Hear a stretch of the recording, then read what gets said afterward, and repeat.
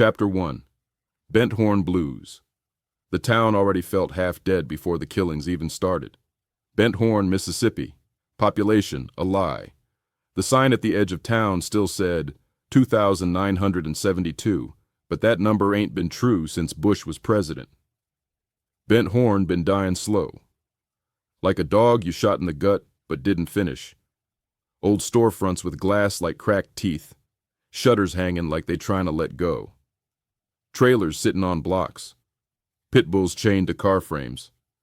Every porch got a chair. Every chair got a story. Most of them in with jail time, gunfire, or ghosts. Heat cling to the air like guilt. That dirty southern kind. Not the breeze you off kind. This heat got weight. Got rot. Like sweat and mold made a baby and named it August. And under all that, something worse. Leroy Jenkins, known round here as Smoke, felt it before the rest of them did. A wrongness in the air, like the sky had teeth. But he didn't say nothing, not yet. Smoke don't talk unless he got something worth saying. He ran Carter's garage now. Shop was half burned and full of rusted dreams, but it stayed alive, same as him. Bent Horn wasn't the kind of place to forgive mistakes, but Smoke earned his way back with grease, grit, and silence. That morning, he was under the hood of a '98 Caprice that smelled like piss and boiled radiator fluid, shirt off, skin glistening with sweat and oil. The kind of man folks didn't question. Ex-con, quiet hands, dead stare, always smelled like Black and Milds and metal. Sun was barely up when the first scream cut through the haze. High, sharp, female. From behind Mama Jewel's fish shack, Smoke wiped his hands slow. Reached for the .38 he kept wrapped in a red rag under the bench.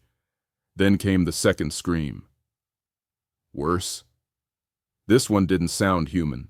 Behind the shack, Jewel was on her knees, apron soaked, hand pressed to her mouth like she was trying to hold her soul in. She pointed, fingers trembling, lips stuttering on a prayer she couldn't finish. Smoke followed her gaze. Boogie Ray. Laid out on his back like he fell from the sky, eyes open. Mouth twisted in a half grin, like he died telling a joke. But his chest, his fucking chest, gone. Not torn, not ripped, opened. Ribs peeled wide like cabinet doors. Cavity hollow. No intestines, no liver. Heart still sitting there, black and still. And it was clean. No mess, no drag marks. Just a hollow fucking hole where a man used to be. Holy fuck, Smoke whispered. He stepped closer, crouched low. The blood had pooled neat, like somebody tipped a cup over. No trail, no spray, just red around the body, thick and drying. Jewel gagged. Call the sheriff, Smoke muttered. I did. They said he on the way. Smoke stared at Boogie's face, still smiling. That's what did it, that smile. Like he wasn't scared. Like he ain't even see it coming. Briggs rolled up 30 minutes later in his busted-ass cruiser, still got bullet holes in the back door from last year's Dice House raid. Sheriff Nolan Briggs, fat, bald, useless, kept a toothpick in his mouth like it was a badge. Ain't solved a crime in 10 years but walked like his dick dragged justice behind it. He stepped out, looked at the body, and grunted like he just stepped in cow shit. Boogie Ray, he muttered, squatting near the corpse. Ain't this some shit? Smoke stood with arms folded, jaw tight. Briggs poked the cavity with a pen. Gator? Smoke spit. Fuck out of here with that. Briggs raised a brow. You see something different? I see a man with no fucking guts and no sign of struggle. Ain't no gator doing surgery. Briggs stood up. You an expert now? I'm an ex-con who's seen a whole lot of dead bodies. This one feels off. Could be some junky shit. Folks do crazy shit high. Crazy enough to carve a man open and leave the rest? Briggs pulled his shades down. You got something to say, Jenkins? Yeah, Smoke said. Stop looking for excuses and start looking for answers. Briggs chewed his toothpick slow, like it calmed him. Keep talking like that, he said. And you might end up missing too. Smoke took a long breath, held it, let it out with the kind of silence that made people nervous. He wasn't scared, he was pissed. And when Smoke got pissed, people got buried. The body was gone by sundown. Briggs had it hauled off with no autopsy, no paperwork, no press, just erased. But word got around. Bent Horn had ears everywhere. And once Jewel opened her big-ass mouth, the whole town knew. Boogie Ray was dead, gutted, and now folks were talking. Some said wild dogs. Some said cartel message. Old heads at Jenkins Market said demon.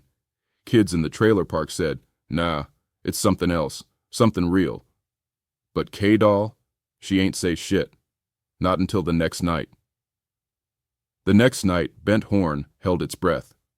Folks stayed in. Dogs stopped barking. The air got thick like it was holding a secret.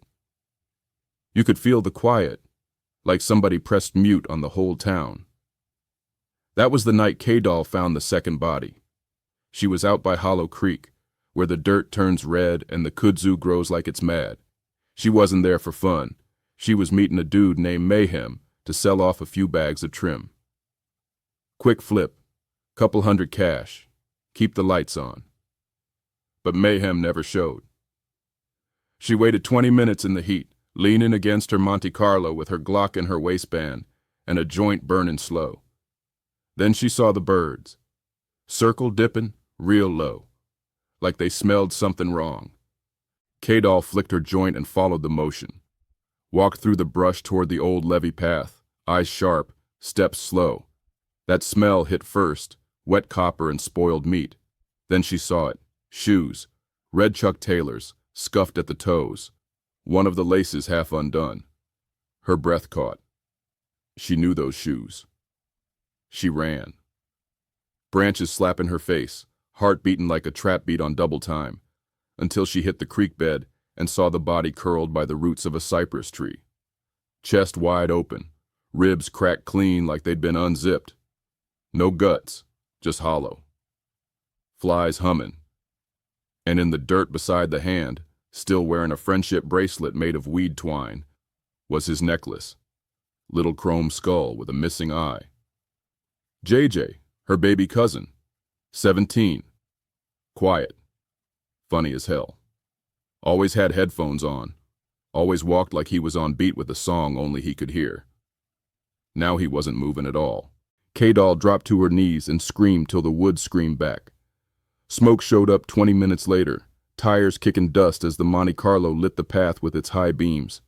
He found K-Doll crouched next to JJ's body, fists clenched, face blank like her grief hadn't found an exit yet. She didn't speak. She just pointed. Smoke took 2 steps, saw the hollow chest, and froze. Same as Boogie, he muttered. Cleaner, she said. Her voice was flat, cold. Whoever or whatever did this got better at it. He stepped closer, crouched down.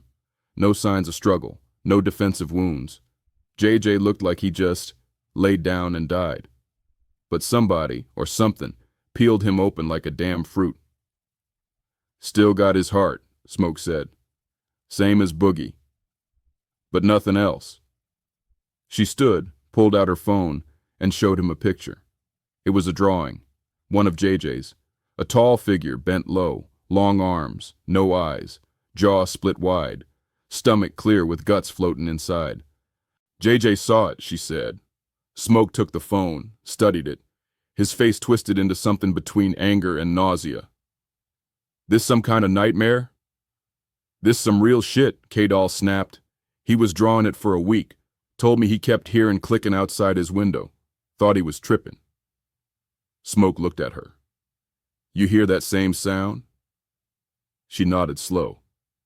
Last night, like claws tapping on glass. He lit a black and mild with shaky hands. That ain't no animal. That's something that likes being careful. She stepped closer. You think it's hunting? Smoke blew smoke toward the trees. No, he said. I think it's collecting. That same night, Briggs stood in front of the town council acting like he still ran shit. Boogie was an accident, he lied. Probably gators. JJ? Tragic, but these kids get into all kind of shit now. Could have been a gang thing. Could have been overdose. Miss Wanda from the council lit him up. Gators don't crack ribs open like soup bowls, Briggs. We ain't stupid. Reverend Claude stood up, real slow, holding his worn Bible like a weapon. Y'all remember back in the 80s, when them dogs kept disappearing? Same way. No blood. No noise. Just gone. Briggs rolled his eyes. You talking about ghost stories, preacher? Claude's voice dropped. I'm talking about something we tried to forget. Gator, Briggs barked. A big one. Probably got a taste for soft meat.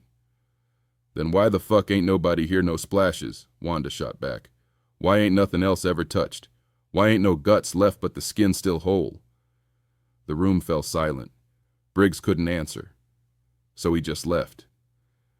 Back at the garage, Smoke stared at JJ's sketchbook. He laid out all 5 pages on the hood of a Chevy with no engine. Each one showed the same figure. Taller each time, jaw wider, stomach clearer. One had the words, "It watches. It wants what's inside. Don't sleep. Smoke ain't slept in 2 days."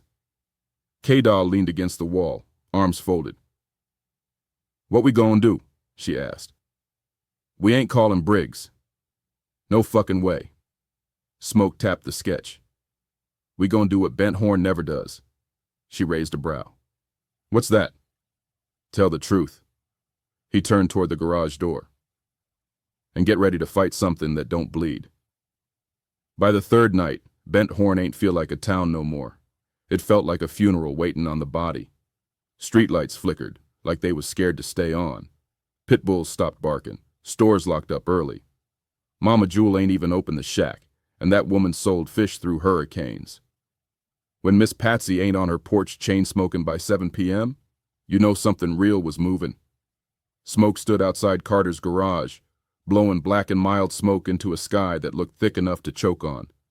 The heat had a weight now, like it was pressing down on the whole town. Inside the garage, K-Doll was loading a duffel bag with every weapon they had between them. .38 revolver, pocket knife, crowbar, flare gun, some switchblade smoke took off a crackhead in '09. She zipped it up and tossed it onto the bench. We need to go where JJ died, she said. Smoke didn't flinch. I know. We ain't gonna wait for it to come to us. Nope. She cracked her knuckles. You ready?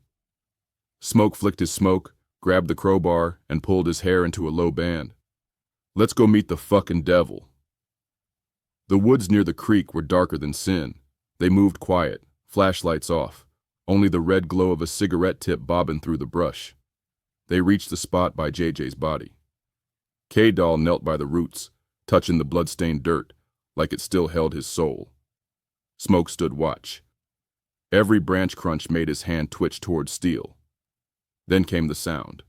Click, click, click, click, fast, sharp, wet. K-Doll froze. Smoke whispered, "It's here." They turned toward the tree line. Nothing, but they could feel it, breathing, watching, like the dark had grown lungs.